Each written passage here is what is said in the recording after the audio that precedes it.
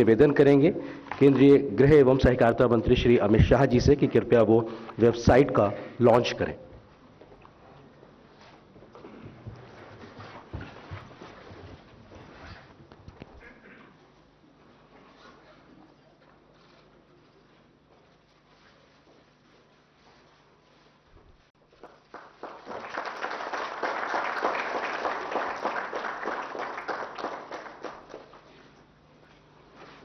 बहुत बहुत धन्यवाद, शुक्रिया माननीय गृह एवं सहकारिता मंत्री जी इस महत्वपूर्ण कार्यक्रम के बारे में जानकारी देने के लिए, वेबसाइट लॉन्च करने के लिए।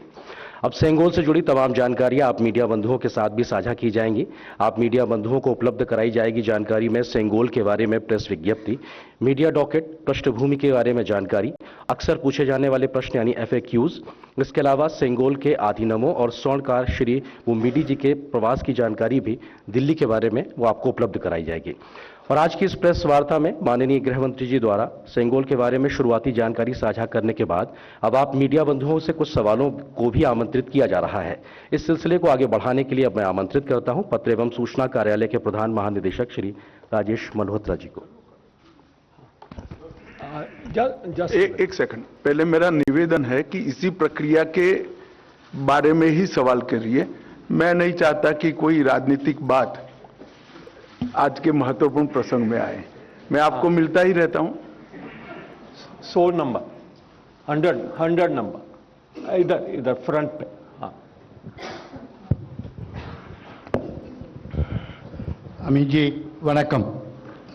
Dinamalar Venkatraman from Dinamalar. You made a very elaborate details about the Sengol. It's not only from Chola kingdom, it's the rulers of Tamil Nadu, Pandya, Chera Chola Pandya, everybody was using the Sengol when transits of power.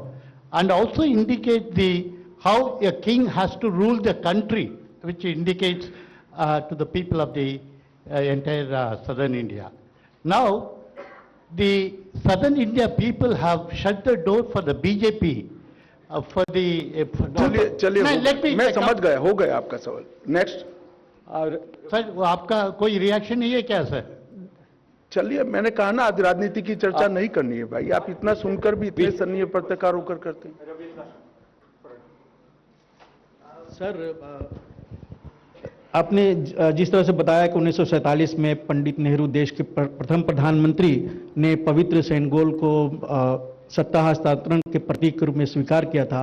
अब 28 मई को प्रधानमंत्री नरेंद्र मोदी जी उसी को देश के सामने रखेंगे। गर्व का क्षण होगा और इस क्षण पर सभी को गर्वान्वित होना चाहिए, सबको उपस्थित रहना चाहिए, पूरे देश को भावनाओं के साथ, और जो सांसद हैं या वहां पर रहना चाहिए उपस्थित, इस क्षण को देश के सामने अपने आप को भावना प्रकट करने के लिए।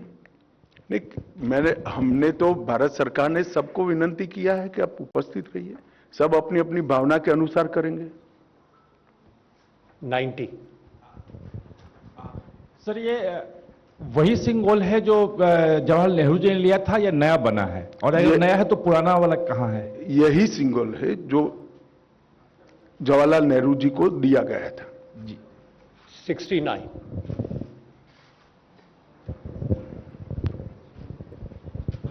सर, जैसा आपने कहा कि यही सिंगोल है जो 1947 में दिया गया था, लेकिन ये अब तक था कहाँ और क्या पिछली सरकारों ने इसको खोजने की कोशिश किया या फिर पार्लियामेंट में लाने की कोई भी कोशिश की? इलाहाबाद के संग्रहालय में था, वहां स्थित था, उसको वहां से यहां लाया गया है। 125।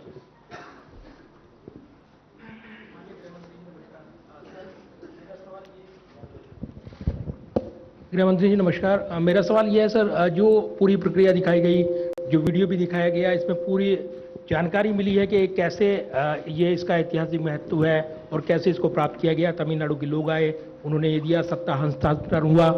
तो जब ये पहली बार विचार हुआ आप इसको लाएंगे और इस तरीके से इसकी कल्पना पृष्ठभूमि जो रही, ये पहली बार विचार कब आया और कैसे इसको लागू किया जाए, ये क्या कल्पना रही, इसके पीछे प्रधानमंत्री जी क्या सोच रहे हैं? ये बहुत लंबी प्रक्रिया है। इसकी जानकारी मिलने के बाद, जैसा मैंने बात बताया, प्रधानमंत्री जी ने पूरे रिसर्च करने के ऑर्डर दिए और जब रिसर्च कर पूरी चीज तथ्य के साथ सामने आई, तब ये उचित माना गया कि जब संसद के नए भवन का निर्माण भी हो चुका है और उसका समर्पण भी हो रहा है राष्ट्र को, तो उसी वक्त उसको सम्मान के साथ हमारे लोकतंत्र के मंदिर में प्रस्थापित किया जाए। सर नमस्कार, मैं आमिर हूं न्यूज नेशन से। सवाल यह है कि आपने जैसे कहा कि देश से इसको छुपाया गया, इसके बारे में बताया नहीं गया। मैंने ऐसा नहीं कहा, देश को जानकारी नहीं है ऐसा कहा गया। छुपाया गया आपका शब्द है, आगे बोलिए। लास्ट क्वेश्चन 256 मैडम, आप लास्ट क्वेश्चन। सर मैं इधर 256 सर मैं ये पूछना चाहती हूँ कि इसको पुनर्स्थापित करने के पीछे क्या लक्ष्य है, और क्योंकि देश ने इतनी बड़ी परंपरा से अब तक अछूता रहा है, तो ये जन जन तक पहुंचे, तो इसके लिए क्या कुछ किया जाएगा? देखिए, लक्ष्य बहुत स्पष्ट उस वक्त भी था और आज भी स्पष्ट है। सत्ता का हस्तांतरण सिर्फ हाथ मिलाने से और एक दस्तावेज पर हस्ताक्षर करने से नहीं होता है। सत्ता का हस्तांतरण तब होता है जब सत्ता यहां की परंपराओं से चलेगी, यहां की परंपराओं के साथ जुड़ी रहेगी और हमारी संस्कृति के आधार पर, इसके मूल ढांचे पर नई आधुनिक जरूरियातों को ध्यान में रखते हुए चलेगी। तो ये सेंगोल का नए संसद भवन में स्थापन इसी बात का द्योतक है जो जवाहरलाल नेहरू जी ने उस वक्त 14 अगस्त को महसूस की थी। 4 number last question. Sir Amod हूँ टीवी 9 भारतवर्ष से।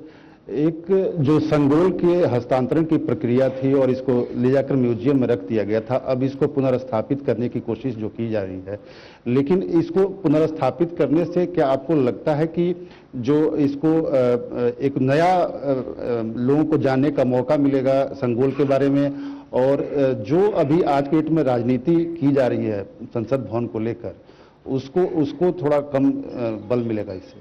देखिए, सेंगोल को किसी राजनीति से नहीं छोड़ना चाहिए। यह एक भाव का प्रतीक है कि शासन न्यायपूर्ण तरीके से चले, नीति के अनुसार चले और कर्तव्य के रास्ते पर चले। और वो संसद में सेंगोल को स्थापित करने से हमेशा ये संदेश हमारे लोकतंत्र के लिए समग्र जनता में और जनता के प्रतिनिधियों के बीच में जाना है। ये इसके पीछे भाव है। राजनीति अपनी जगह पे चलती रहती है। गृहमंत्री जी, इसी से जुड़ा मेरा सवाल भी है कि जब संगोल को वैदिक रीति रिवाज के हिसाब से स्थापित किया जाएगा, प्रधानमंत्री जी के उद्घाटन करने पर विपक्ष इतना विरोध कर रहा है, तो इसको स्थापित करने पे कैसा माहौल होगा? क्या?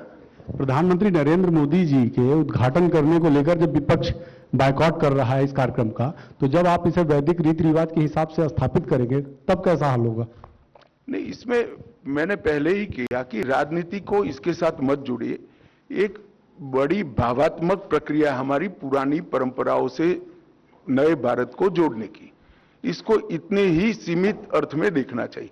राजनीति अपनी जगह पे चलती है और सब अपनी अपनी क्षमता से, सोचने की क्षमता के अनुसार रिएक्शन भी देते हैं और काम भी करते हैं।